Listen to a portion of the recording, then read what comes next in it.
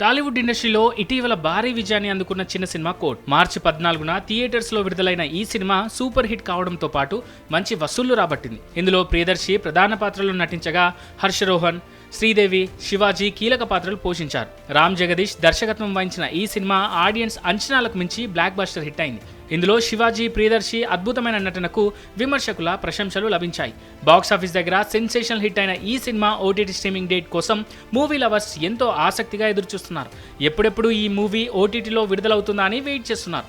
ఈ క్రమంలోనే తాజాగా ఈ సినిమా ఓటీటీ రిలీజ్ డేట్ వచ్చేసింది. కోర్ట్ మూవీ ఏప్రిల్ 11న ప్రముఖ ఓటీటీ ప్లాట్ఫామ్ నెట్ఫ్లిక్స్లో స్ట్రీమింగ్ కానుంది. తాజాగా ఈ విషయాన్ని అధికారికంగా వెల్లడించింది నెట్ఫ్లిక్స్ సంస్థ.